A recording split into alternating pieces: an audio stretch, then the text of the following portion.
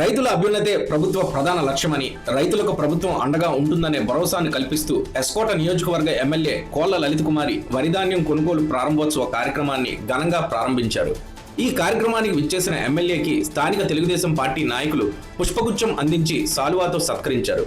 ఈ సందర్భంగా ఎమ్మెల్యే కోళ్ల లలిత కుమారి మాట్లాడుతూ, రైతులు పండించిన పంటకు గిట్టుబాటు ధర కల్పించడమే లక్ష్యంగా ప్రభుత్వం ఈ కొనుగోలు కార్యక్రమాన్ని చేపట్టిందని తెలిపారు. దళారుల ప్రమేయం లేకుండా రైతులు తమ ధాన్యాన్ని నేరుగా ప్రభుత్వం ఏర్పాటు చేసిన కేంద్రాలలో విక్రయించుకోవచ్చని స్పష్టం చేశారు.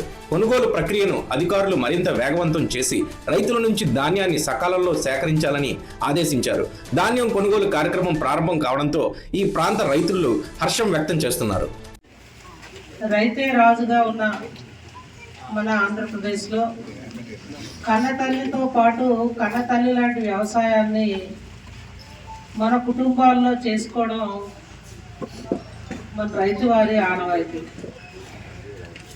మరి ఈనాటి కూటమి ప్రభుత్వం ఏర్పడిన తర్వాత ఈ సంవత్సరం 6 నెలల కాలంలో అనేక సంక్షేమ కార్యక్రమాలకి రాష్ట్రంలో శ్రీకారం చుడుతూ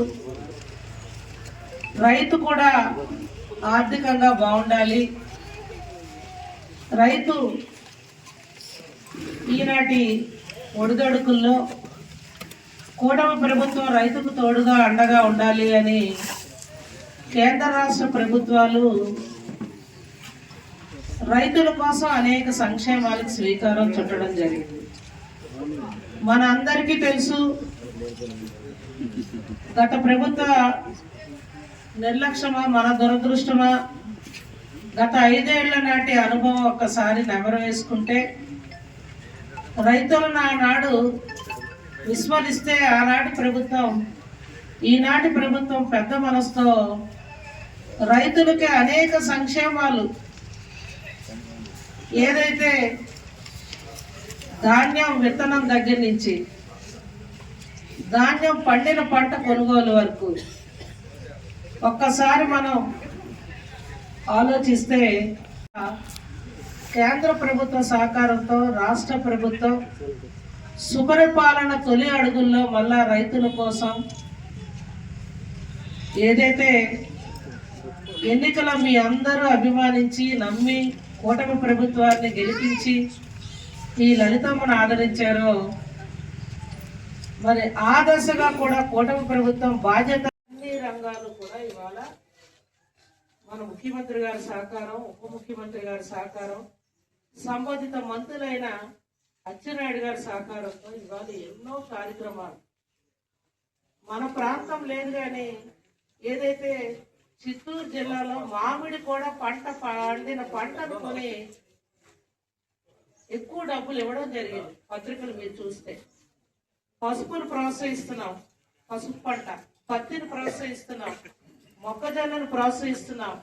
ఇవాళ అన్నిటికీ కూడా సబ్సిడీలు, మిరప, గుంటూరు కృష్ణా జిల్లాలో ఎండుమిర్చి, అంటే రైతుకు తోడుగా అండగా ఉండాలి అని కేంద్ర రాష్ట్ర ప్రభుత్వాలు రైతుల కోసం అనేక సంక్షేమాలకు శ్రీకారం చుట్టడం జరిగింది. మన అందరికీ తెలుసు,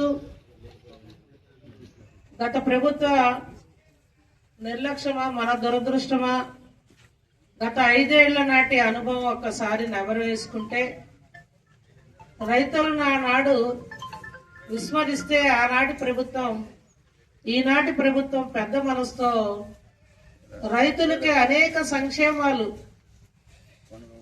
ఏదైతే ధాన్యం విత్తనం దగ్గర నుంచి ధాన్యం పండిన పంట కొనుగోలు వరకు ఒక్కసారి మనం ఆలోచిస్తే